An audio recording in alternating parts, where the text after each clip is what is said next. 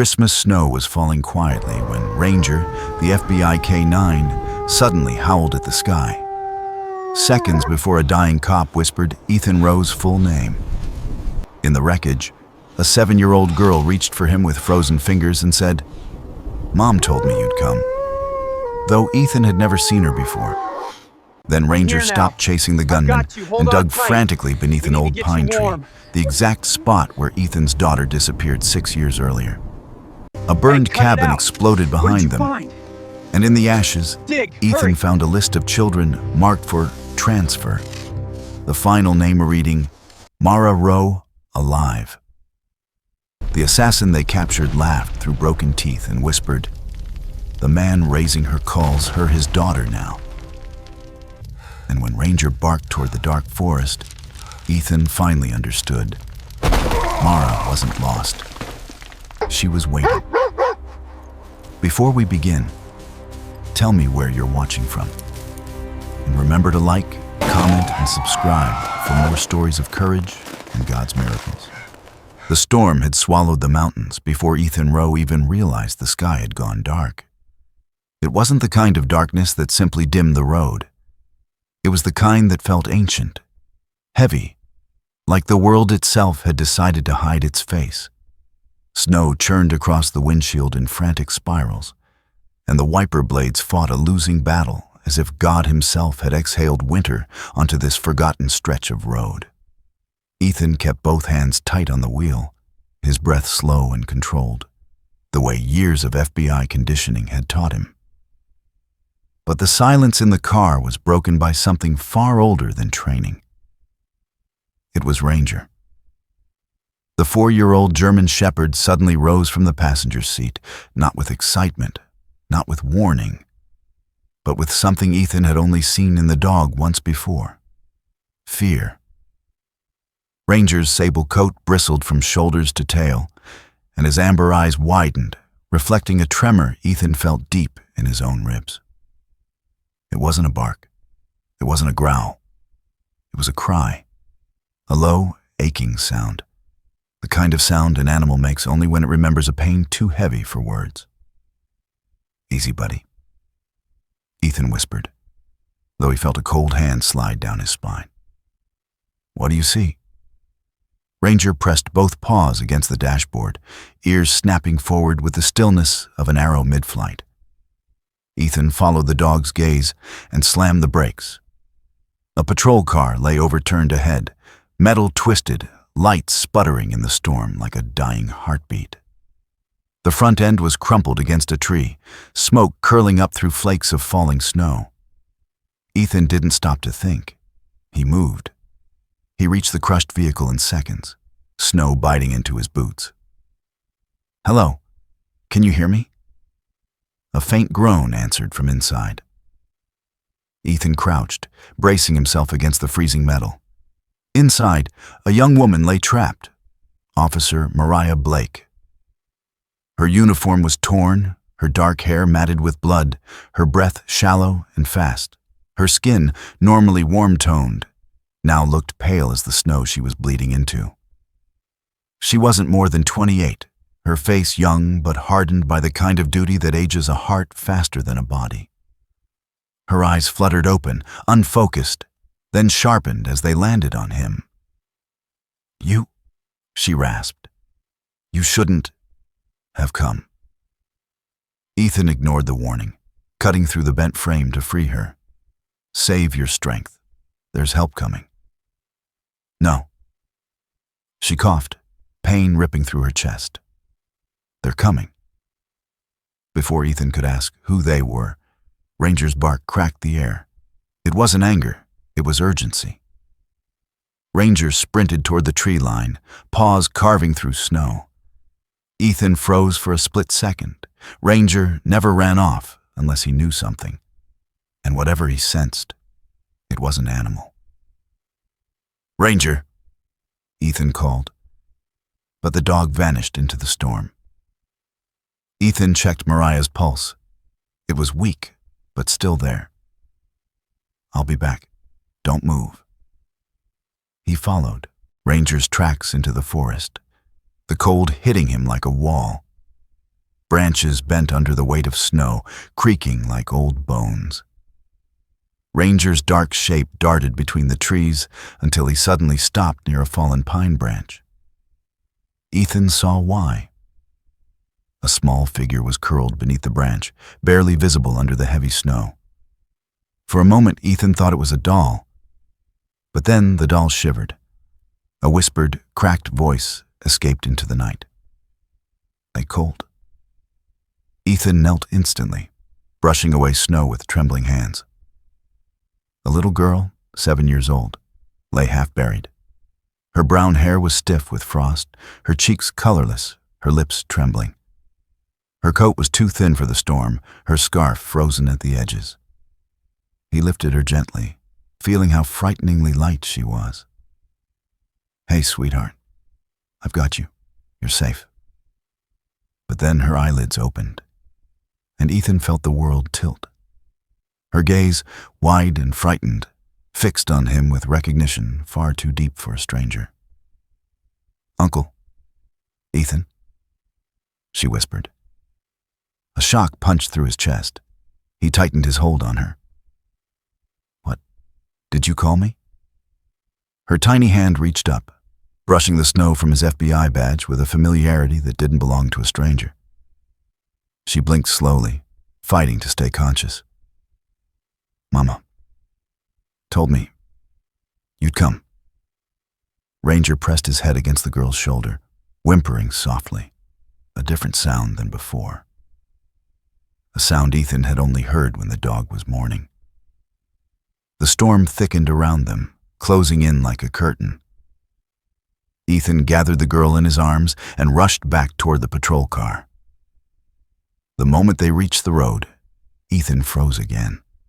A shadow stood just beyond the broken headlights. Silent, still watching. Human, tall, wrapped in winter black. For one breath, their eyes met across the swirling snow. Then the figure stepped backward, dissolving into the storm like smoke. Ranger snarled, muscles bunching, ready to chase. "No," Ethan whispered. "Not now. We saved them first." He laid the little girl across the back seat of the patrol car, covering her with his coat. Her breathing was fragile, but steadying. Mariah stirred beside her, pain twisting across her battered face. "Is she alive?" Mariah managed. "Barely," Ethan answered. "What happened out here?" Mariah's eyes filled with dread. "They wanted the girl. I stopped them, or tried to. They ran me off the road." "Who?" Mariah's voice cracked. "The ones who take children. The ones you—" She broke off as another cough racked her body. Ethan pulled out his radio. Static, no signal, not a single bar. Ranger's ears shot up. The dog slowly backed toward Ethan, gaze locked on the forest as if something there whispered his name. A name he didn't want to hear. The wind shifted. And then Ethan heard it. Just barely. A voice carried by the storm. A voice impossibly familiar, impossibly wrong. "Mara." Ethan froze. The world stopped. His breath vanished. Ranger pressed against him, trembling, not from fear, but from remembrance. His amber eyes lifted toward the storm, waiting, hoping, grieving. Ethan staggered backward, hearing the name echo through the years he had tried to bury. Mara. His daughter's name. A name the snow should not remember. A name no stranger should know. The wind died. The night held its breath. Ethan shut his eyes, swallowing a pain he thought he'd locked away forever. Ranger leaned into him, the dog's heartbeat quick against his hand. Somewhere out in the swirling white, footsteps crunched. Someone was still watching. Someone who knew exactly who Ethan Rowe was. Someone who wanted him to hear that name tonight. Ethan lifted his face toward the storm, whispering back through clenched teeth, broken, trembling, but alive. Mara. And for a moment, just a moment, Ranger's ears twitched toward the distance, as if he expected a child's laughter to answer through the snow. If you believe miracles still walk among us, like, comment, and subscribe. Because sometimes God sends us a sign in the coldest nights. Mariah Blake woke with a gasp so sharp, it cut the cold hospital air. For a moment, she didn't seem to know where she was, her brown eyes darting wildly from the dim ceiling to the ivy taped to her arm, to the snow still clinging to Ethan's coat as he stepped closer. Her breathing hitched when she recognized him, fear tightening every muscle in her battered face. "You shouldn't have come," she whispered, her voice raw, trembling, as though each syllable scraped her ribs. "They knew your name. Before tonight." Ethan leaned over her bed, his expression a mix of worry and controlled urgency. He wasn't a man easily shaken. His eyes, steel gray beneath weary brows, rarely betrayed his thoughts. But Mariah's words carved a new weight onto his chest. Ranger stood beside him, the German shepherd's sable fur still damp from melted snow. Amber eyes locked on Mariah, as though he expected danger to rise from her shadow. "Mariah," Ethan said softly, "who knew my name?" Before she could answer, pain overtook her. Her jaw clenched, breath quivered, and Ethan realized she was drifting again. Her injuries weren't superficial. Her ribs were bruised, arm bandaged, and a deep stitched wound along her side hinted at the violence she had endured. Despite her youth, her posture held the stubborn strength of someone who had survived long before this night. A nurse entered briefly, an older woman with silver hair pinned tightly behind her head and deep lines around her eyes that spoke of decades dealing with emergencies. Her name tag read Nurse Holbrook. She checked Mariah's vitals, murmured something about her stabilizing, then left as quietly as she came. A minor character, but her solemn gaze suggested she had seen too many nights like this one. Ethan turned away from Mariah's bed, tension settling into his shoulders. He needed answers, and he wouldn't find them inside 4 sterile walls. Ranger nudged his leg, ears pricking toward the door, tail stiff, not wagging, not nervous, but alert in a way that meant the dog sensed the trail hadn't ended. Ethan nodded, as if the two shared an unspoken language, forged through years of trust and grief. "Let's go back," he muttered. "Something doesn't add up." Outside, the storm had eased to a soft fall of snowflakes drifting like ash. The crash site remained a ghostly wound on the mountain road. Ranger's paws pressed into the snow, movements sharp and focused. Ethan kept pace, flashlight sweeping the shadows.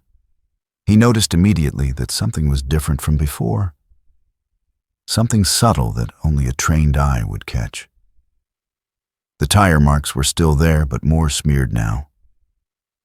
Tracks that hadn't been visible earlier appeared beneath the fresh snow, thin grooves as if something heavy had been dragged. Ranger reached them first.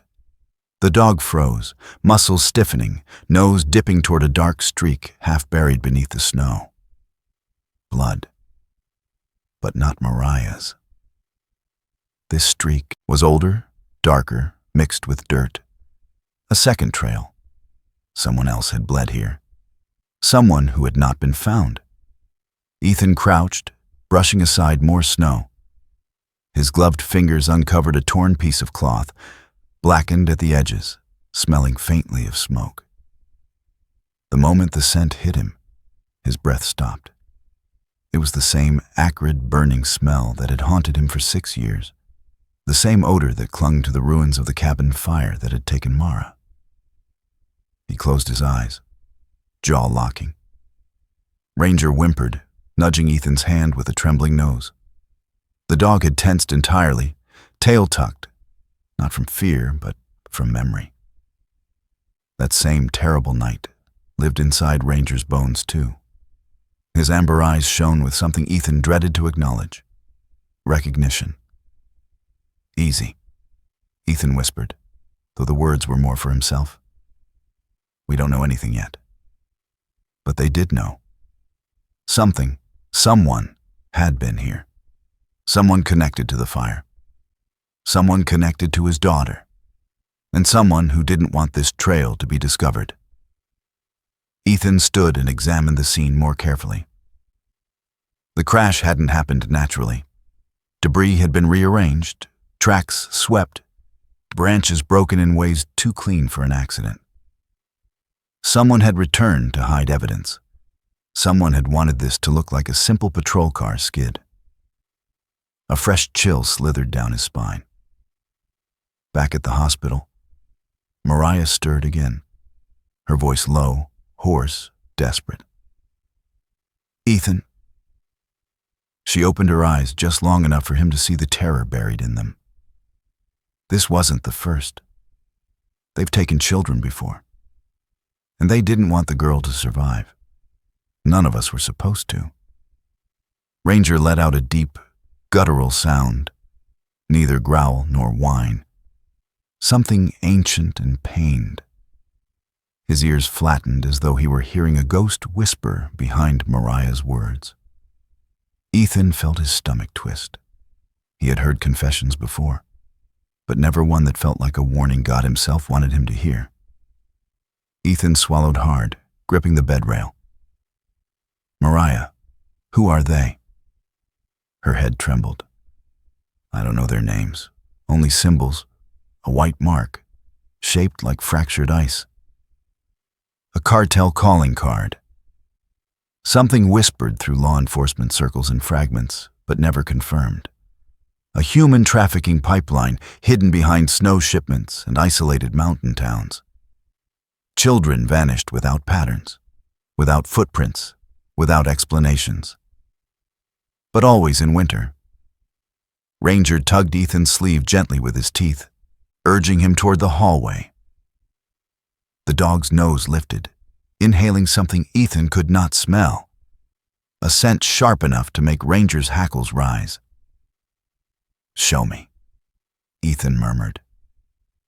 They retraced their steps through the corridor.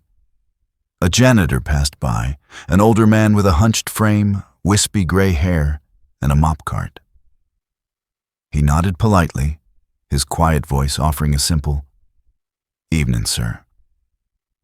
A harmless presence, but Ranger barely glanced at him. That meant the man wasn't a threat. The dog instead led Ethan to the far end of the hall, where a maintenance door sat slightly ajar. Snowflakes clung to its bottom edge.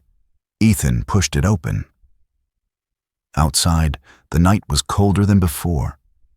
A thin smear of blood marked the concrete, fresh, small, deliberate. Someone had come close, too close, to the hospital's interior. Ethan felt heat simmer beneath his ribs. They were being watched. Ranger's growl deepened. "Someone followed us back," Ethan whispered. Or maybe they were already here. He closed the door and locked it, unease crawling along his spine. Inside, and Mariah breathed shallowly, her lungs struggling against pain. Ethan returned to her bedside. "Tell me everything you remember." She grasped his wrist, nails digging through his jacket. "They were waiting. They spoke like they knew you were coming. They said your name and..." Her voice broke. "They said the girl wasn't the only one taken tonight." Ethan felt the world tilt, but forced himself still. Ranger stood at the foot of the bed, tail stiff, gaze locked on the hallway as if guarding them from a phantom. "Rest," Ethan told Mariah gently. "I'll find out the rest." He stepped outside to call for backup. Static. The line cut twice before he reached anyone. Snowstorms were unpredictable here, but he had never seen one wipe out every frequency before. Every instinct in him screamed this was no coincidence. He turned back toward Mariah's room, and the entire hospital went dark. Lights snapped off. Machines silenced. The world swallowed itself in a blackout so sudden it felt supernatural. For 3 heartbeats, nothing existed but cold and breath. Then Ranger erupted into a furious snarl, facing the end of the corridor, teeth bared, fur raised like a creature standing between Ethan and death itself. Someone was there. Someone who shouldn't be. Someone who had followed them all the way to the hospital. And they were not alone. If you believe God sends warnings before miracles arrive, remember to like, comment, and subscribe. Your faith keeps stories like this alive. The hospital corridor had barely stopped trembling from the chaos of the emergency. Yet a new storm was already walking toward Owen. Footsteps, soft, uneven, like someone carrying a grief too heavy for her bones.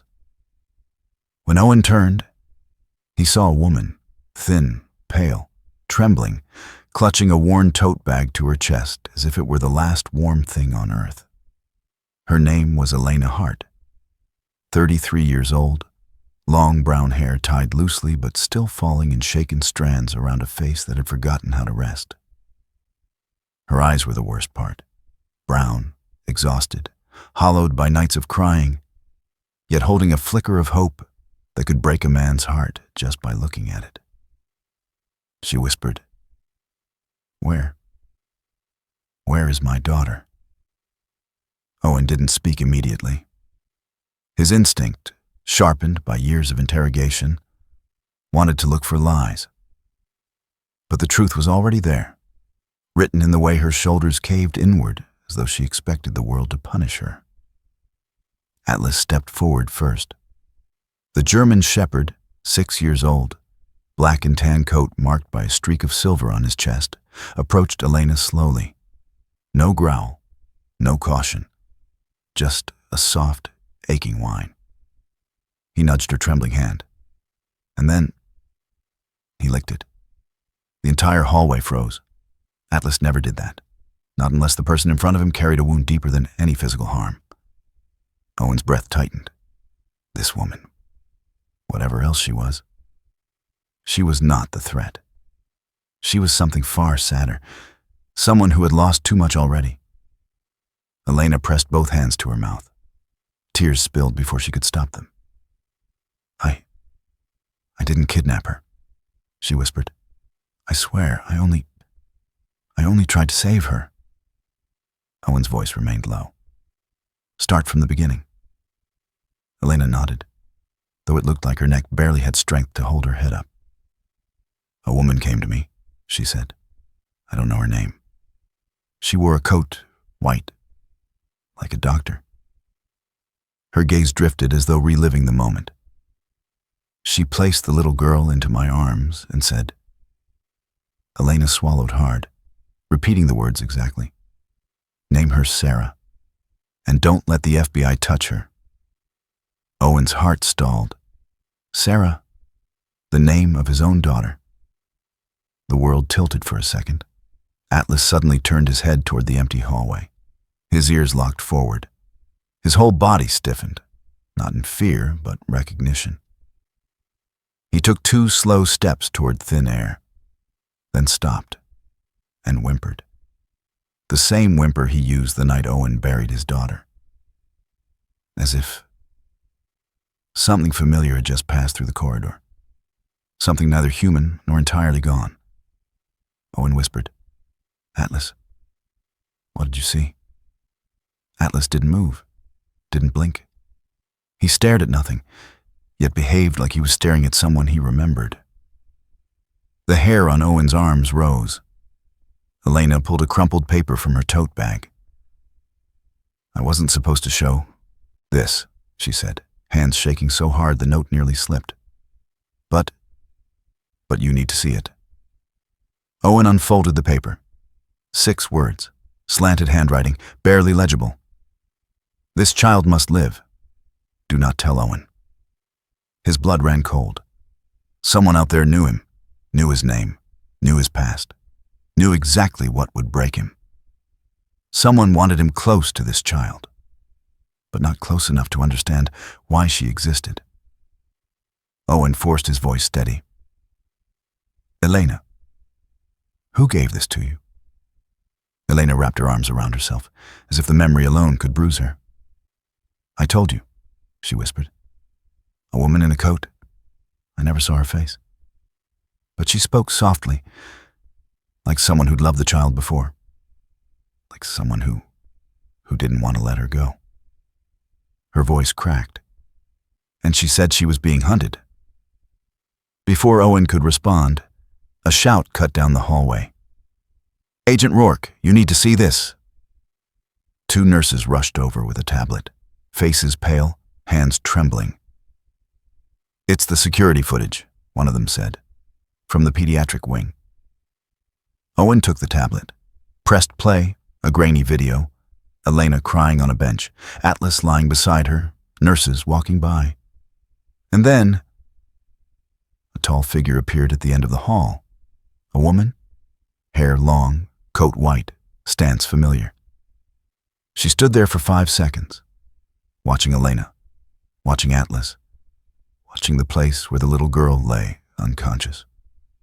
Her face blurred by distance, but her silhouette unmistakable to Owen. Elaine, his wife, the woman he buried 10 years ago, the woman who should not be alive. And just as quickly as she appeared, she turned and vanished down the hallway without a single camera catching where she went. Owen's hands shook. Atlas pressed against his leg, whimpering again. Someone alive was pulling all the strings, someone who knew them, someone who once belonged to them.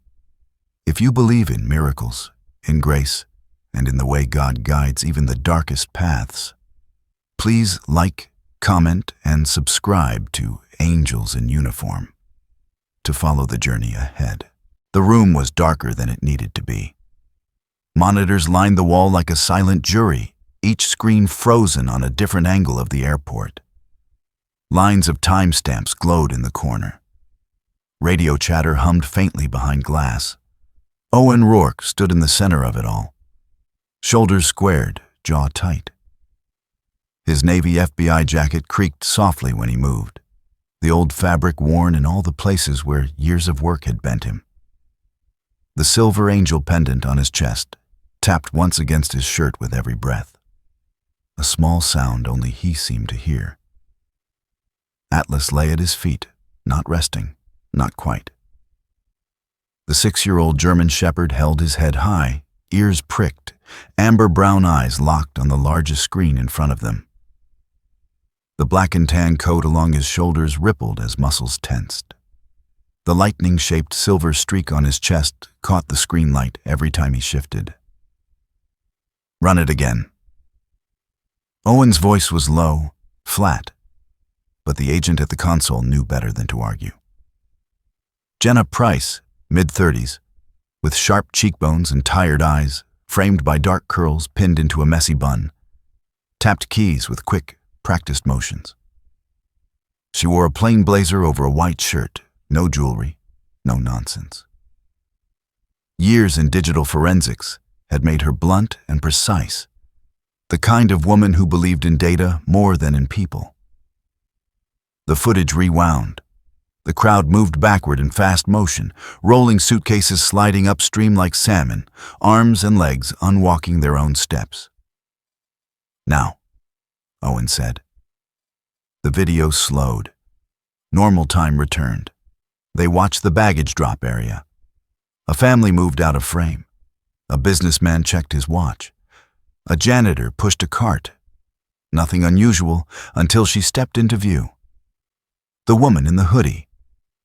She wasn't tall, not short either. Maybe 5'6", slight build, moving with a strange combination of caution and purpose. The gray hoodie was pulled low over her face, dark jeans tucked into worn sneakers.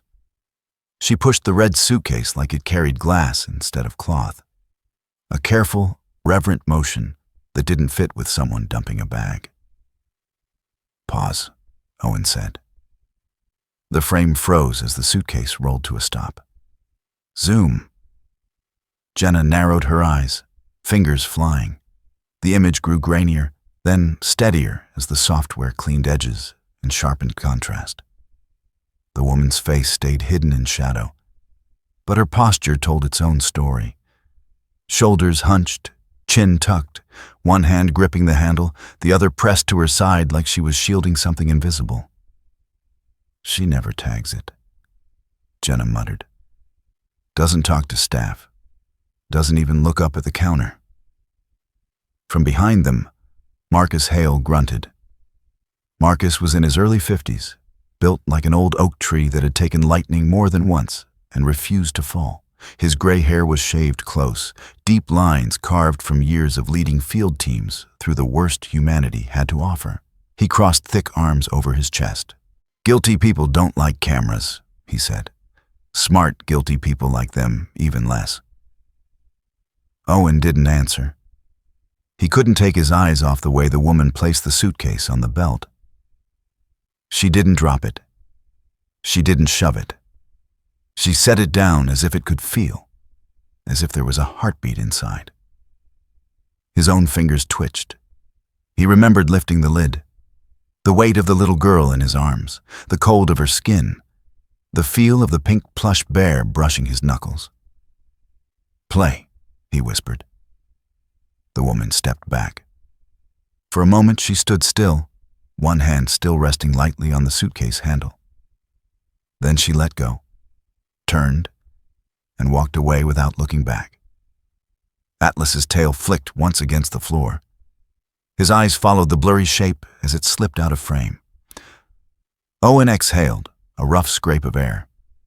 "Different angle," he said. Jenna nodded. She switched feeds. Another camera, another view. The woman again, entering from a side door, the hoodie catching the light. People brushed past her without seeing her at all. She moved like someone who had practiced being invisible. Then it happened. A gust of air from an opening door lifted the edge of her hood. Just for a second, less than a breath. The camera caught it anyway. "Freeze it," Owen said. The frame snapped still. Zoom. Jenna worked in silence. The edges blurred, then sharpened. The grain fought back, but the algorithm won. The side of the woman's neck filled the screen. Pale skin, a few stray dark hairs. And there, just above the collar of the hoodie, a small scar, shaped like a snowflake. Owen's heart stopped. His hand slid up, touching his own neck in the exact same place, fingers finding nothing but skin and cold memory. He knew that shape. He had kissed the edges of that scar once upon a time. Elaine had gotten it as a teenager, a freak accident with falling ice and broken glass. She'd laughed about it when she told him the story, called it her winter tattoo. He used to trace it with his thumb when she fell asleep on his chest. No one else he'd ever known had a scar like that. His chest tightened so hard for a moment he thought he might pass out. Behind him, Atlas let out a low sound. Not a growl, not quite a whine. It was something in between, pulled from deep in his chest. The dog rose from the floor, claws clicking as he moved closer to the screen. He stood in front of it, head tilted, ears pinned back, tail held low. Then he lifted his muzzle and howled. It wasn't loud, it wasn't long, but it was raw, torn from the same place that had made him cry out on the day Owen lost his family. The sound slid under the skin of everyone in the room. Marcus's jaw clenched. Jenna's fingers stilled on the keyboard. One of the younger techs in the back crossed himself under the desk. Owen's throat burned. For 10 years, Owen had believed God had gone silent. He had stopped praying the night they told him his little girl wasn't coming back, stopped asking, stopped expecting answers. If heaven existed, it felt like a closed door. But now a dog was howling at a woman who should be dead, at a scar that wasn't supposed to exist anymore, at a frame of video that said, in silent pixels, "Nothing is as buried as you think." For the first time in years, a thought slipped through the walls he had built. What if this isn't an accident? What if someone was still weaving threads he couldn't see? Atlas stepped closer, pressing his nose to the glass, fogging the image of the scar. His body trembled, not with fear, but with recognition. Like every instinct in him was saying, "She belongs to us." The moment passed, but it did not let go. "Could be coincidence," Jenna said, but her voice lacked conviction. "Scars repeat. Patterns repeat. Faces. Not this one." Owen cut in quietly. Marcus studied him. The older man's eyes softened for a fraction of a second. He had been there the day the car was pulled from the ravine. He had seen the crumpled metal. He had watched Owen fall apart in a hospital corridor. "You're telling me you think that's Elaine," Marcus said. He didn't ask it as a question. Owen's jaw clenched. The muscles twitched. "I'm telling you," he said, "that scar doesn't belong to a stranger." Silence settled. Even the radios outside seemed to dim. Finally, Jenna cleared her throat. "There's more," she said. "You should see this." She switched to a new feed. A different angle in the terminal. The escalator bank. People riding up and down, bags bouncing behind them. The frame shook slightly from distance, the colors a little faded. "Here," Jenna murmured. "Watch under the escalator." They watched. Nothing at first. A kid dropped a toy. A couple argued. An elderly woman leaned on her cane. Then, in the shadowed space beneath the metal steps, a figure appeared. A woman. She wasn't in a hoodie now. Instead, she wore a long, pale coat, simple and clean, with a scarf wrapped around her neck.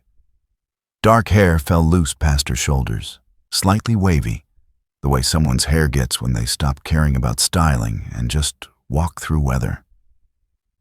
Her face was angled away from the camera, but her posture, the slight forward lean, the way her hand held her own opposite elbow, as if hugging herself. Owen felt the air thin. The woman stood there, under the escalator, watching something beyond the frame. Jenna rewound, played, slowed. "It's you," she said softly. "She's watching you." The camera panned slightly as it auto-tracked the crowd, and for half a second, Owen saw himself in the far corner of the screen, standing with Atlas near the security checkpoint, looking in the opposite direction. Under the escalator, the woman in the pale coat did not move. She watched him. Then, as if sensing the camera, she stepped backward into the shadows and disappeared.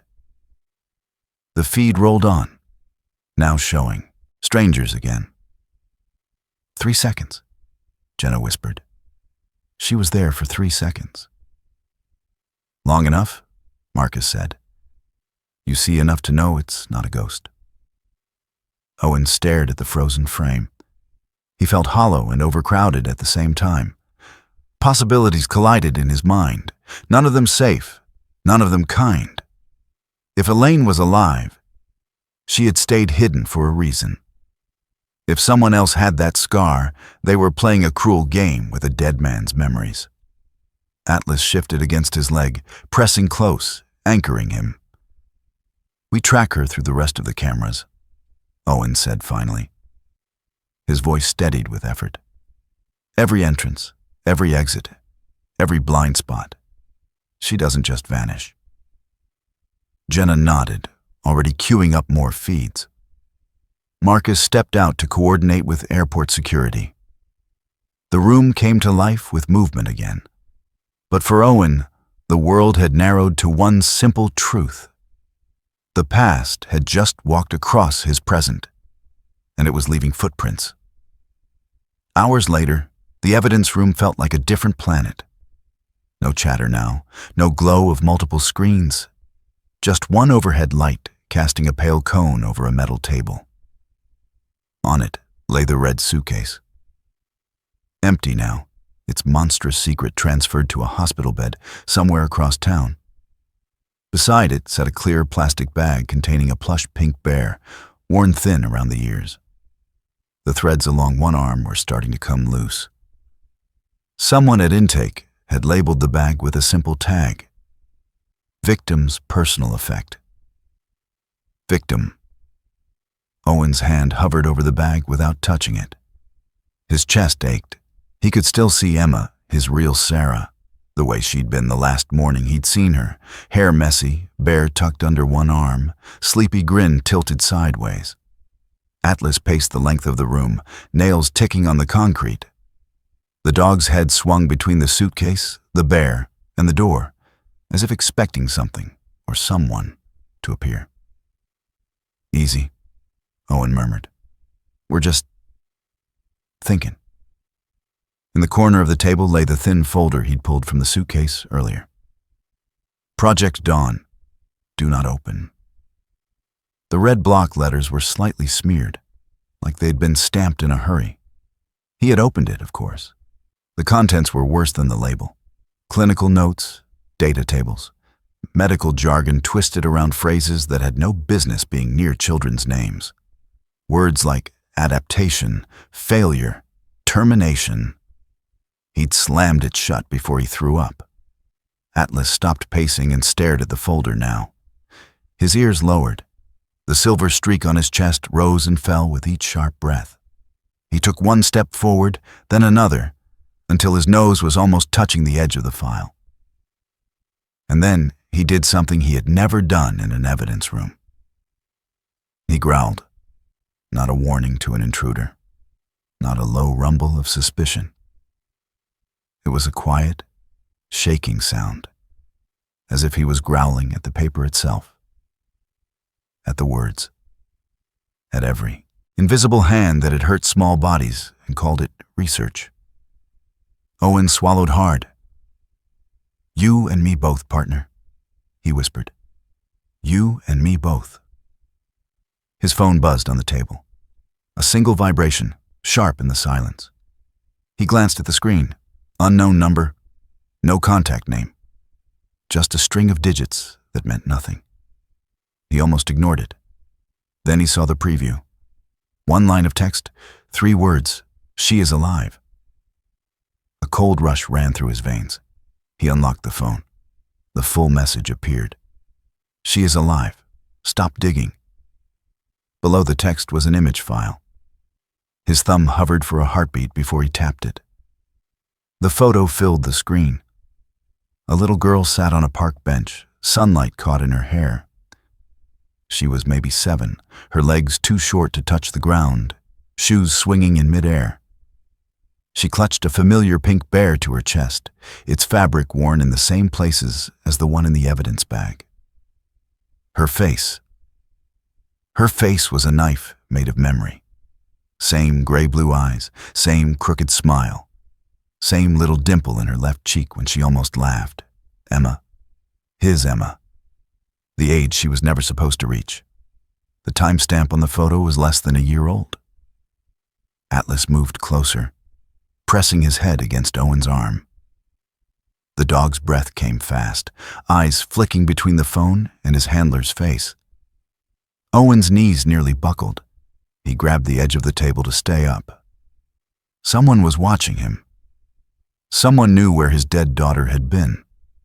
Someone was telling him to back away from the very thing his soul refused to stop chasing. In the harsh white light of the evidence room, surrounded by metal and paper and plastic, one stubborn thought rose from the rubble inside him. If the devil was sending messages, then maybe, just maybe, heaven hadn't finished speaking either. He closed his eyes for half a second, barely daring to call it prayer. "Lord," he whispered under his breath, "if you're still here, I'm going to need you."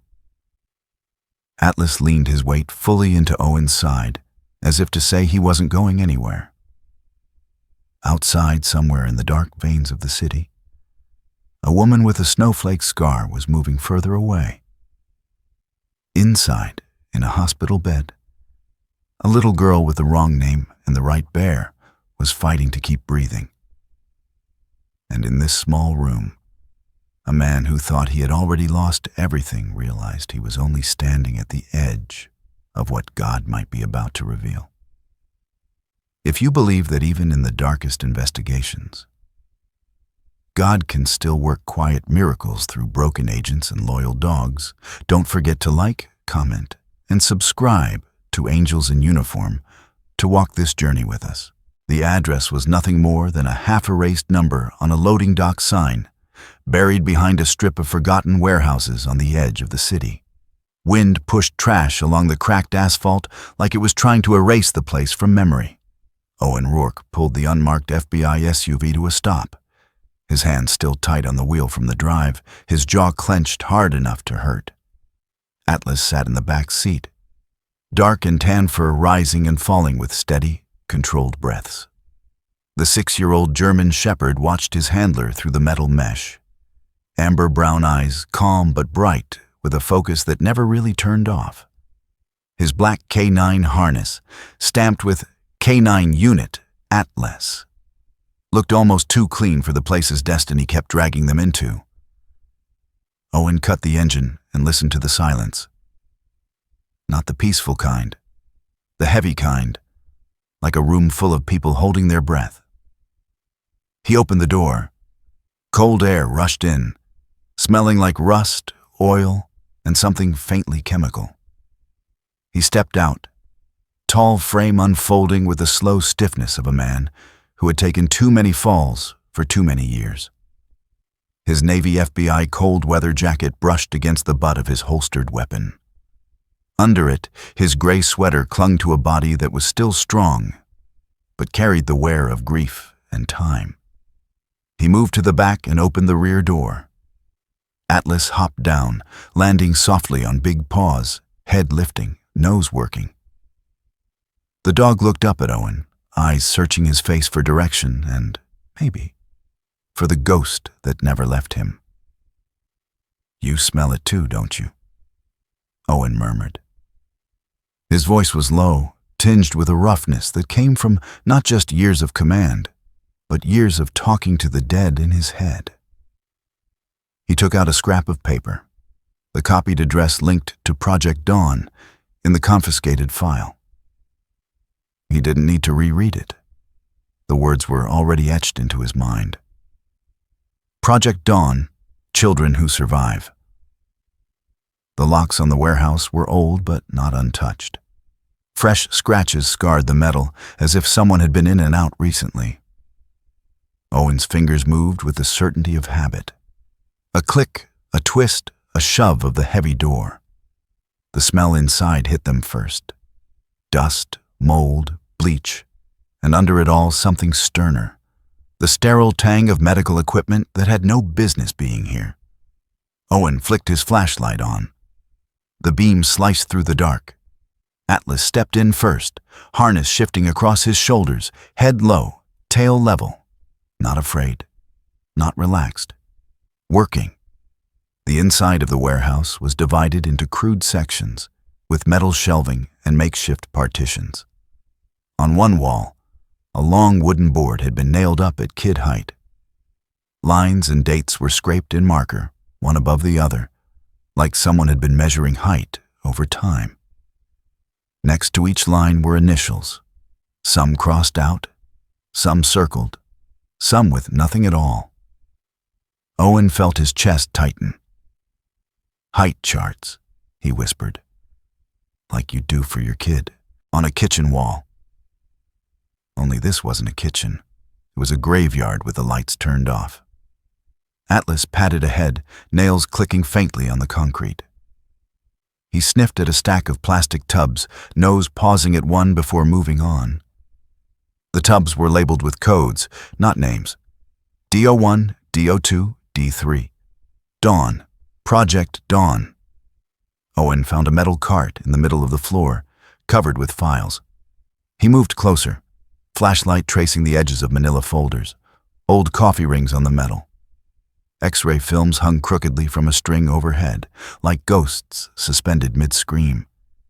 They were child skulls, some marked with white arrows and notes. Target area. Abnormal response. Failed adaptation. His stomach turned. The words didn't feel like medicine. They felt like cruelty written in neat handwriting. He reached for the top file. Subject, ER. His heart skipped, those initials carved into his soul. Emma Rourke, his daughter. His little girl who liked pink shoes and sticky ice cream and falling asleep on his chest during stormy nights. His fingers trembled as he opened the file. Grainy black and white photos, medical notes, charts of vitals, handwritten comments, high resilience to stress, unstable physiological responses. Terminated after critical incident. Subject failed. Owen blinked. For a heartbeat, the room blurred. Atlas pressed his side lightly against Owen's leg, the dog's warmth anchoring him to the present. Terminated, Owen whispered. They wrote terminated like she was a test batch. Like she was expendable. His throat locked. The flash of the car accident, metal, fire, sirens, someone yelling that it was too late, rushed back with violent clarity. But now another picture tried to push in. A picture of his daughter, not in a burning car, but in a sterile room, under white lights, surrounded by strangers holding clipboards. Atlas made a sound then. Not a bark, not a whine. Something between. A low, vibrating moan that rose from deep in his chest, as if he too could see what Owen saw. The dog lifted his head and stared at the hanging x-rays, then back at Owen with eyes that seemed to ask a question that the man didn't know how to answer. For a moment, the flashlight beam landed on something small at the base of the wall. A faint, childish drawing done in dull crayon. A stick figure man, taller than the others. Next to him, a dog with big ears and a scribbled patch on its chest. Above them, a shaky heart. No names. No explanations. But Owen knew. His breath hitched. Atlas stepped forward and sniffed the drawing, then, without warning, gently licked the faded crayon lines of the dog. For the briefest instant, the beam caught the edge of a small wooden cross wedged in the corner behind the drawing, as if some tiny pair of hands had tried to hide a prayer in a place no one looked. Owen swallowed hard. Somewhere in the middle of horror, a child had believed in rescue. In him. In them. And in something above them both.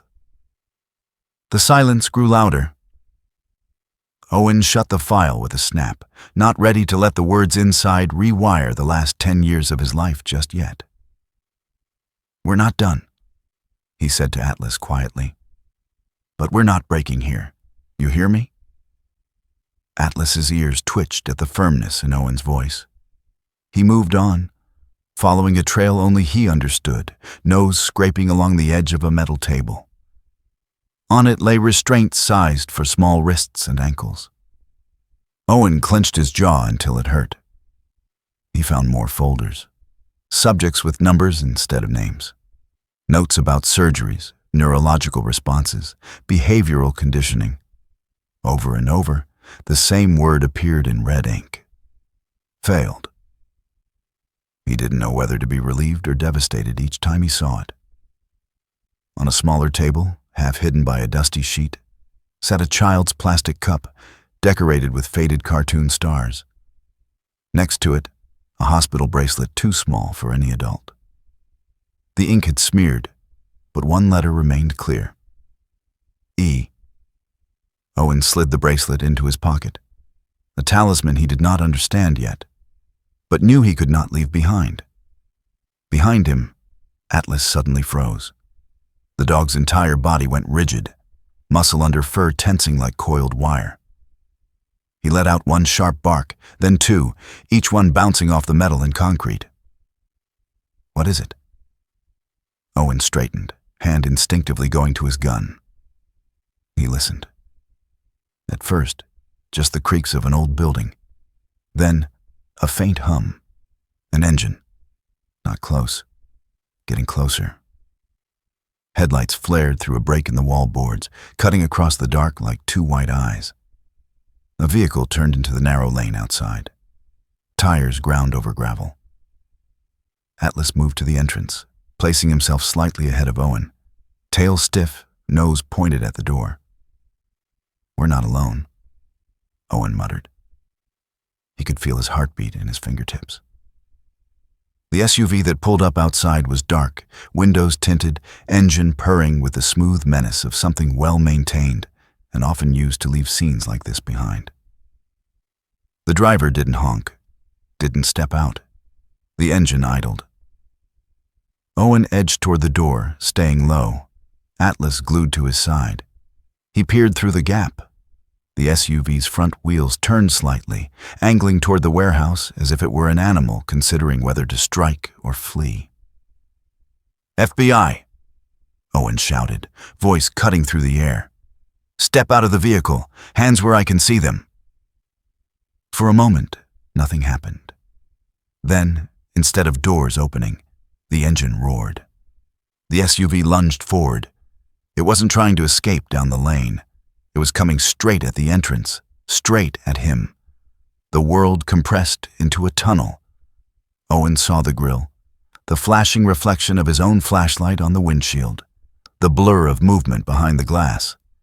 His brain shouted at his legs to move.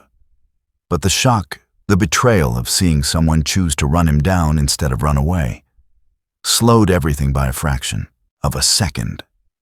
A fraction too long. Atlas didn't hesitate.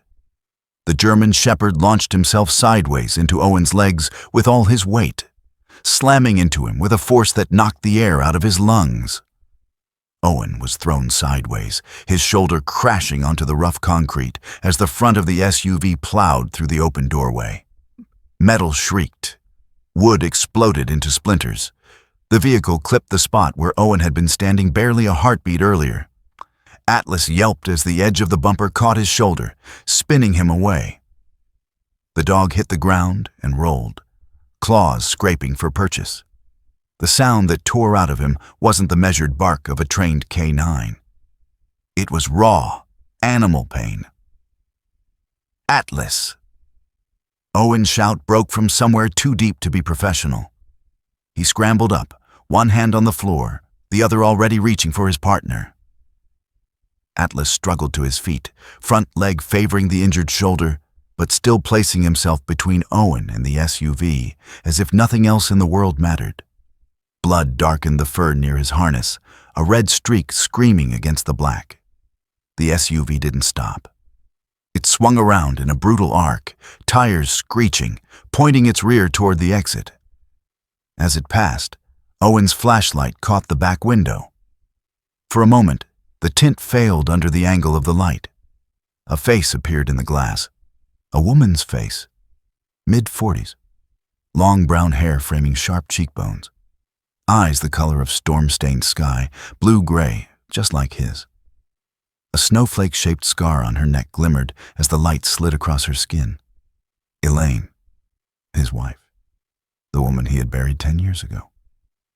She was looking right at him. Not shocked, not guilty. Just heartbreakingly sad. Then the SUV shot forward, wheels spitting gravel and dust, tail lights bleeding red into the night. It vanished down the lane, as if the darkness had been waiting to swallow it whole. Owen stood frozen, his breath tearing in and out, the echo of the impact still ringing in his bones. Atlas limped to his side and pressed his head into Owen's hip, as if reminding him he was still here, still alive, still fighting. Owen's hand dropped automatically to the dog's neck, fingers tangling in thick fur. He didn't realize there were tears in his eyes until one fell, hot and disbelieving, onto Atlas's harness. "She's alive," he whispered, voice raw. "She's alive, and she tried to run us down." The warehouse around them felt even more haunted now. Files, x-rays, height charts, the silent witness of what had been done to children. All of it seemed suddenly tied to something far more personal and far more terrifying than he'd allowed himself to believe. Project Dawn wasn't some nightmare that had touched his life once and gone. It was tangled around his family, his past, and whatever future he had left. And somewhere inside that web was a woman he had loved enough to bury, and who had just tried to kill him to keep her. Secrets buried instead. Owen breathed in, breathing out slowly as if he were steadying himself before a prayer. He wasn't sure what kind of miracle it would take to untangle all of this, or if he deserved one. But Atlas had bought him another chance with his own body, and someone, somewhere, had drawn a small cross in crayon on a concrete wall and believed that someone would come. Owen wasn't ready to let that faith go to waste. "We're not done," he murmured to Atlas. "Not yet." If you believe in second chances, in angels wearing uniforms and miracles arriving right on time, don't forget to like, comment, and subscribe to our channel, so we can keep telling stories of how God still moves in the darkest places. Owen stood in the small, dimly lit interrogation room, his hands braced against the metal table as if the cold surface could steady the storm inside him. Atlas sat close by, the 6-year-old German shepherd leaning slightly into Owen's leg, sensing the strain, tightening his breath. The door opened quietly, and Elena Hart was escorted inside. She looked smaller than she had earlier, her beige long coat wrinkled, her faded jeans loose at the knees, her dark brown hair tied into a messy knot with strands falling across her cheeks. Her eyes, normally soft and maternal, were swollen and rimmed red from crying. She held her tote bag close to her chest like a shield, the corner of her late son's photograph sticking out of it. She sat down slowly, fingers trembling as she took a breath. "I know you don't believe me," she whispered, voice thin but desperate. "But I never wanted to hurt her. I never touched that child with anything but love." Owen didn't raise his voice. His tone was low, controlled, the tone of a man who'd spent years talking to liars, broken people, and victims who weren't sure which they were. "Elena, you told us she was yours, that you lost her at the mall." Elena shut her eyes, tears spilling instantly. Because I wanted her to be mine. For just a moment. For one day. I wanted to remember what it felt like to hold my son again. She wiped her cheeks with the heel of her palm. "But I didn't steal her. I swear it. Someone gave her to me." Owen exchanged a quiet glance with Atlas.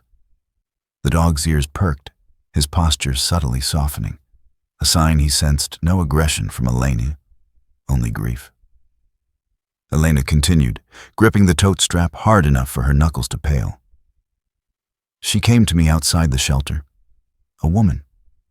She wore a long white coat, scarf wrapped around her neck, and she had this presence, calm but urgent, like someone who'd been carrying a secret too heavy for too long." Owen's fingers froze. A white coat, a scarf, a presence familiar.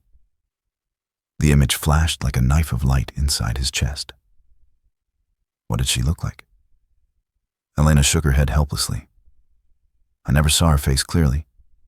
She kept her head down, but her voice was soft, like she was speaking through heartbreak.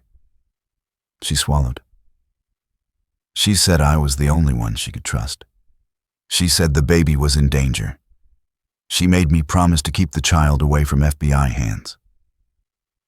Owen felt Atlas shift, letting out a low breath, sensing the spike in his pulse. Elena reached into her coat pocket and pulled out a crumpled scrap of paper. She gave me this, told me to memorize it, then burn it. I couldn't bring myself to destroy anything connected to that baby. She slid the note toward him with shaking hands. Owen unfolded it slowly. The handwriting was rushed, shaky, feminine.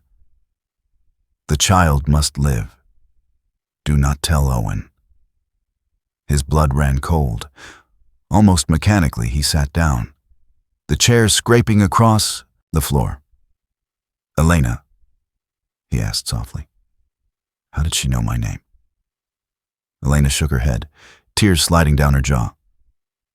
I don't know. But she spoke your name, like she loved it and feared it at the same time. Atlas suddenly lifted his head, eyes fixed on Elena, then turned toward Owen and nudged his arm gently, an action he only made when he sensed someone's truth, not their deception. Elena sobbed harder at the gesture. I'm telling you everything. I don't want to be her mother anymore. I want her to have the real one, whoever she is. Owen leaned back, the grief inside him folding over itself. He wanted to believe she was lying. He wanted to believe this was random. But nothing about this case had been random. Not the child, not the bear, not the name, not the note, not the woman in white. Atlas suddenly moved. He rose to his feet in a single, sharp motion, ears pinning forward as if he heard something no one else could. His body grew tense, nostrils flaring, eyes narrowing on the far corner of the ceiling where a faint ventilation hum echoed. A cold shiver ran across Owen's spine. Atlas, what is it, boy? The dog stepped back, growling under his breath, a strange mix of warning and grief, before staring directly at the one-way mirror. Owen followed his gaze, heart hammering. For an instant, just an instant, he thought he saw a shadow move behind the glass, the silhouette of a woman with long hair. Then it vanished. Elena cupped her mouth, whispering, It's her, isn't it? The mother. Owen didn't answer. He couldn't. Something deeper than fear, something closer to recognition, tightened inside him. The dead do not cast shadows, but memories do. And sometimes, so do ghosts of the living. He closed the interrogation. 2 officers were ordered to escort Elena to a temporary holding suite for psychological evaluation. She stood slowly, her movements delicate like someone holding herself together by sheer will. At the door, she turned back. Agent Rourke, I know you think she's gone, but the woman who gave me that baby, she was not a stranger to you. Then she left, shoulders drawn inward, the hallway swallowing her small, fragile frame. Owen remained still for a long moment, until a nurse sprinted toward him from the pediatric wing, her white sneakers squeaking across the floor. She was in her mid-40s, sturdy build, freckles across her nose, and hair pulled into a no-nonsense bun. Her name tag read, Nurse Carol Whitman. Her voice shook. Agent Rourke, there's a problem. Owen's chest clenched. The baby? Carol nodded frantically. She's gone. Owen felt the world tilt. What do you mean she's gone? The nurse swallowed hard. We stepped out for less than a minute. When we returned, the bed was empty. No forced entry. No alarms triggered. It's like she just vanished. Owen rushed down the hallway with Atlas at his side, the German, Shepard's injured shoulder stiff, but his determination strong. They reached the small recovery room, where bright morning light spilled across an empty white bed. But something lay on the pillow, a piece of paper, a drawing. Owen picked it up with numb fingers. It was done in the shaky, uneven strokes of a toddler. A stick figure man, a dog beside him with unmistakably pointed ears and a lightning-shaped patch drawn on its chest, a little girl holding their hands, and behind them, standing far away, was the faint outline of a woman with long hair. At the bottom, the child had scribbled crooked words. Mommy says Daddy will find me. Owen's breath caught. His vision blurred at the edges. Atlas pressed his muzzle into Owen's hand, offering comfort he couldn't accept. Not yet. Nurse Carol placed a hesitant hand on his shoulder. Agent Rourke, do you know what this means? Owen folded the drawing carefully, almost reverently. "It means," he whispered, voice cracking with disbelief and something dangerously close to hope. "She's not done with us." He didn't specify who she was, because he didn't know anymore. A missing child, a haunting memory, a woman in white, a note with his name, and the shadow of someone he buried long ago. The storm was coming, and for the first time in 10 years, Owen felt the faint, impossible warmth of a miracle brushing against his grief. "Atlas," he murmured, steadying himself. "We're not losing her again." The dog lowered his head, eyes burning with loyalty and something like understanding. Together they turned toward the corridor, toward the unknown. At the very end of the hallway, just before the light disappeared into shadow, a quiet gust of air rustled the curtains. Almost like a breath, almost like a whisper. "Find us." And then it was gone. Owen swallowed hard, then spoke to the empty air. "Lord, if you're still listening, don't let me fail this child." If this story touched your heart, please like, comment, and subscribe to Angels in Uniform, where every story reminds us that God still works in the quiet, impossible places. The concrete of the underground parking garage held the day's chill like a secret. Light from the entrance didn't reach this far. It broke against the first row of cars and died into twilight. Down here, every sound echoed longer than it should have. A dropped key, a distant car door, the soft tap of claws on cement. Atlas moved in front, nose low, shoulders rolling under his black and tan coat with a predator's focus. The faint overhead lights brushed across the silver lightning-shaped patch on his chest, the one mark that made him look less like a K9 and more like some creature sent from an older story. Owen Rourke followed a step behind, his breath misting faintly in the cold air, his hand resting on the butt of his service weapon out of habit rather than decision. His Navy FBI jacket was zipped halfway, gray sweater damp at the collar where sweat met cold. He looked like a man pulled between two lives. The agent trained to follow procedure, and the father who had watched his world go into the ground 10 years ago and never truly left the graveside. Atlas stopped. His head snapped up, ears forward. A low growl rumbled in his chest, not vicious, just certain. He turned his head to the left, toward a cluster of concrete support pillars half hidden behind a row of parked vehicles. Owen felt it before he saw it. The prickle of being watched. The weight of a gaze in the gloom. "Show me, Atlas," he murmured, voice low and hoarse. Atlas stepped forward, each paw placing sound on the floor like punctuation. And then Owen saw her. Ava. She stood near a gray sedan, the hooded figure from the airport stripped of anonymity under the harsh fluorescent light. The gray hoodie was still there, the black leather jacket over it creased and scuffed, black pants dusted with road grit, soft-soled shoes ready to run at any second.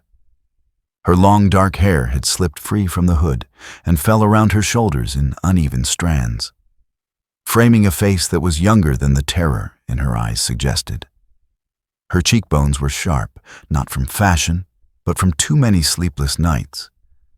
And there was a small, pale scar cutting through her left eyebrow, like someone had once tried to erase her. In her arms, pressed tightly to her chest, was the little girl from the suitcase. Sarah. The pink sleep dress was crumpled and stained, the thin cream blanket wrapped around her like a cocoon that had been torn open and then clumsily taped back together. Her light brown curls were tangled, sticking to her pale forehead, and her small hand clutched the worn pink teddy bear, its fur almost gray with dirt and time. Ava was not running. She was shaking. "Don't come any closer," she said, and her voice came out broken, not like a threat, like a plea. Owen lifted his hand slightly, palms out, the way you would approach someone standing on a ledge. "Ava," he said quietly, tasting the name. binding it to her face instead of the shadowy figure from the security feeds. "You know who I am." Her gaze flicked to Atlas. The dog had stopped halfway between Owen and her, his body taut, tail still, eyes locked on Sarah, not on the woman. Ava swallowed hard. Up close, she looked like someone who had spent a lifetime running in only a few years. "You're the reason she's alive," she whispered. "Both of you. But you're also the reason they'll come faster now." Owen narrowed his eyes. "They who?" Atlas took one step forward, then another. Slow, deliberate. He did something he rarely did in the middle of a tense encounter. He sat. Not the rigid, square sit of a trained canine, waiting for a command, but a softer, almost human kind of sitting, as if he had simply decided to listen first. His head tilted slightly. His ears weren't pinned back in aggression, they were angled forward in concern. For a brief moment, in the cold flicker of neon light, the garage felt less like a crime scene and more like a chapel. Concrete pillars like silent pews, the air heavy with something that wasn't just fear, but a kind of terrified hope. For the first time since the airport, Owen had the strange, unsettling sense that he had not been the one to bring Atlas here. That something larger, something that knew more than he did, had led both of them into this underground sanctuary to hear a confession heaven couldn't bear to keep quiet any longer. "Project Dawn," Ava said, and the name dropped between them like a stone in still water. "You saw the file?" Owen's jaw clenched. "I saw a label, that's all." "You saw enough," she replied. "Dawn isn't a charity. It isn't hope. It's a knife someone decided to call a miracle."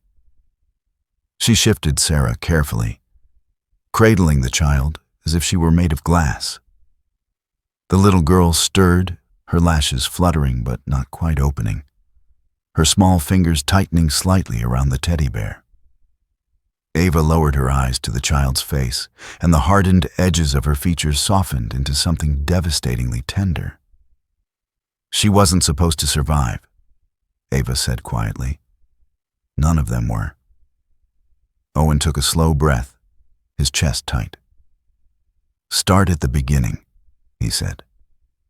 His voice had that low, dangerous calm of a man who had run out of patience with lies, but still believed in the truth. "And don't skip the parts where my name shows up." Ava huffed out a humorless laugh. "Your name doesn't show up in files, Owen," she said. "That's the problem. You were never meant to see any of this." She looked up, meeting his eyes with a mixture of defiance and remorse. "But hers does." She nodded toward Sarah. "And so does your daughter's." His fingers curled. "Emma is dead." The words came out automatic, like a line he'd rehearsed for a decade. Something to anchor reality, something to keep the ground from shifting. "The car crash. I was there." Ava shook her head slowly, and for a heartbeat the world held its breath. "You were there," she agreed. "But you didn't see what happened after they took her body away." The sentence sliced through Owen like cold steel. A fragment of memory flickered. The white sheet, the hospital corridor, hands on his shoulders holding him back. The way the world had narrowed to a single, sterile hallway that he had never allowed himself to walk down again, even in dreams. Atlas let out a low, heavy whine. He shifted his weight, glancing between Owen and the child, as if the pain in his handler's chest were vibrating inside his own bones. "Project Dawn," Ava continued, voice steadier now, "is a biological program, yes. A study in survival, in resilience, in how far the human body and brain can be pushed and pulled and rewired before either God or nature says enough. It didn't start with children. It ended with them." Her jaw tightened. Because they were the only ones who survived the early phases long enough for anyone to call it a success. Owen's eyes burned, You're telling me they experimented on kids. I'm telling you, Ava said, that someone very smart, very broken, decided hardship makes children stronger and wanted to manufacture that strength. She watched him carefully, knowing the next words would hit harder than any blow. And that someone was your wife. Silence fell. Not the absence of sound, but the kind that amplifies every heartbeat, every breath. In that silence, Owen could hear Atlas breathing. He could hear the soft hum of a ventilation fan. He could hear the faint, distant beep of a car being unlocked somewhere above them. But he could not hear his own thoughts. They had scattered. Elaine, he forced out, the name tasting like dust on his tongue. Elaine Rourke, the woman with the snowflake scar on her neck and a mind that had always raced ahead of everyone else's. The woman who had once stayed up late at the kitchen table talking about saving children with genetic diseases, about giving kids the future life had stolen from them. The woman he had buried in his heart, in a grave, in a story that at least made sense. Ava nodded. There was no triumph in it, only grief. She built Dawn to cure, Ava said. Then they paid her to weaponize it. She realized too late what it had become. So she did the only thing someone like her could think of. She faked her own death, Owen whispered. She tried to burn the lab and herself with it. Ava corrected gently. But they pulled her out before the fire got that far. By the time you arrived at the hospital, the body you saw wasn't hers. They needed you to let go. They needed you to stop asking questions. His vision blurred at the edges. He reached blindly for something solid and found Atlas. The dog stepped closer without being asked, pressing his warm, muscled body against Owen's leg, anchoring him. The silver patch on Atlas's chest brushed the back of his hand like a blessing. And Emma? Owen asked, each syllable scraped raw. What did they do to my daughter? Ava took a breath so deep it lifted her shoulders.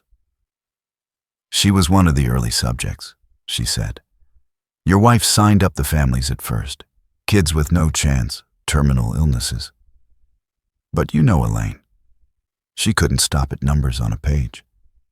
She started asking what would happen if a healthy child went through the protocol. She swallowed. Emma was her test, her proof, her obsession. Owen's hand tightened in Atlas's fur. The dog didn't flinch. He just stayed. They took her from the crash site, Ava said. Her body was hurt, yes, but not beyond saving. Not with the tools they had. She survived the treatments better than anyone. She became the model they built everything else around. And when Elaine realized what they planned to do with that, she stole Emma back and ran.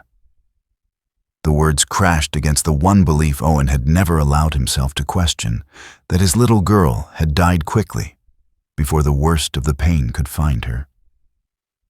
Now that comfort dissolved like smoke. You're lying, he said. But the conviction wasn't there. You're trying to manipulate me.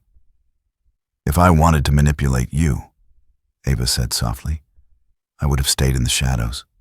I wouldn't be standing here, unarmed, holding the only leverage anyone has left in this mess. She looked down at Sarah again. Her. Sarah shifted slightly in Ava's arms, letting out a small, broken sound, somewhere between a whimper and a sigh. Her eyelids trembled.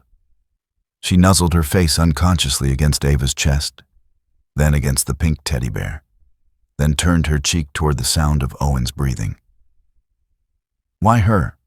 Owen asked. Why this child? Why the suitcase? Because she is the end of the equation, Ava replied. Sarah is the last successful subject of Project Dawn. The only one who came through the full protocol with her mind intact, her body stable, her empathy untouched. She smiled sadly. They call that a miracle in the files, the kind you quantify. She shook her head. Elaine calls it something else. She calls it grace. Owen blinked. My wife named her. She asked me to, Ava said. She said, call her Sarah. He'll understand when the time comes. She thought when you saw that name, when you saw the pattern, you would look past the badge and into the fire I know is still in you. The one that believes God doesn't waste pain, even if people do. The words landed in a place Owen had boarded up years ago. The part of him that used to pray. The part that had shouted at heaven the night the doctors told him there was nothing more to be done. Atlas exhaled sharply, a soft huff, as if even he recognized that something invisible had just cracked open in his handler's chest. Ava took a small step forward. The concrete seemed to hold its breath with them.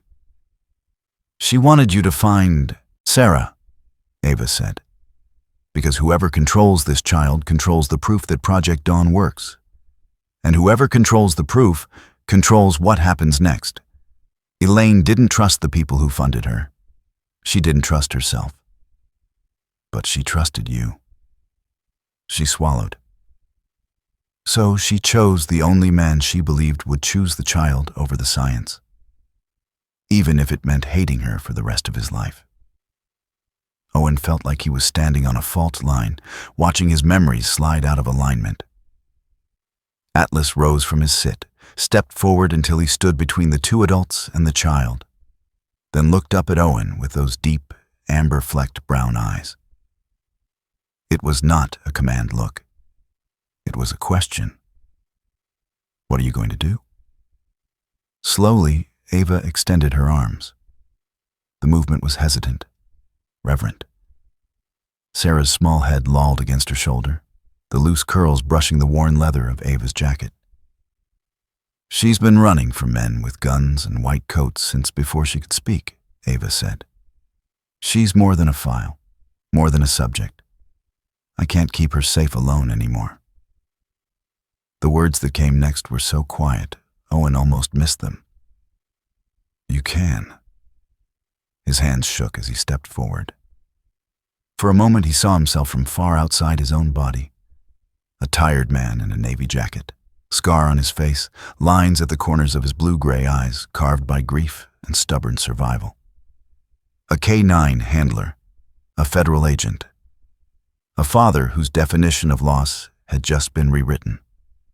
When Ava placed Sarah into his arms, the little girl did something no training, no science, no manipulation could have predicted. She sighed, not a sound of fear, but of relief. The small, aching kind a child makes when they finally reach home. After a long day, they didn't understand. Her tiny hand let go of the teddy bear for a second and found the silver angel pendant hanging against Owen's chest. Her fingers closed around it with surprising strength. Daddy, she breathed, not questioning this time, just stating something her heart had apparently decided to believe before her mind could catch up. Owen's throat constricted. He pressed his lips to her hairline, smelling hospital antiseptic, old cotton, and something softer underneath. Something like baby shampoo and sleep. I've got you, he whispered. I'm here. Atlas stepped closer and lifted his head until his nose brushed Sarah's foot. His tail thumped once, gently, as if promising he would stand watch over this small life until his own ran out. Ava watched them, her dark eyes shining with tears she refused to let fall. They won't stop coming, she said quietly. Not now. Not when they know she's with you. Owen looked up, holding Sarah close. Then they'll have to go through me, he said. Through us. Atlas's ears flicked in agreement. From somewhere deeper in the garage, a soft sound echoed, heels on concrete, slow, unhurried. A figure emerged from behind a row of parked cars, moving into the edge of the light. A woman, wearing a long white coat that brushed just above her knees, a dark dress beneath it, and a scarf wrapped around her neck as if guarding something fragile. Her hair was long and brown, falling over her shoulders in waves that time and stress had not fully tamed. She walked like someone who had been on her feet all her life, in labs and corridors and late-night emergencies. But there was a hesitation in each step now, as if she no longer trusted the ground to hold her. "Owen," she said. And the way she said his name cut through 10 years as if they were 10 minutes. Her voice trembled, not from cold, but from the weight of everything she had kept buried. "Don't be afraid," she whispered. "I have never left you." Owen turned, every part of him screaming that this was impossible, that this was cruel, that this was holy. The light did not quite reach her face. He saw the outline of her jaw, the familiar tilt of her head, the shadow of the snowflake scar beneath the scarf. He felt Sarah's heartbeat against his chest, Atlas pressed tight against his thigh, Ava's breath catching across the space between them. And for the first time in a decade, standing in a concrete cave under a world that had lied to him, Owen Rourke found he could not decide whether this moment was a nightmare finally catching up to him, or a miracle God had been quietly preparing all along. If this story touches your heart and reminds you that God still writes miracles in the darkest places, please like, comment, and subscribe to Angels in Uniform, so we can share more stories of grace, hope, and second chances.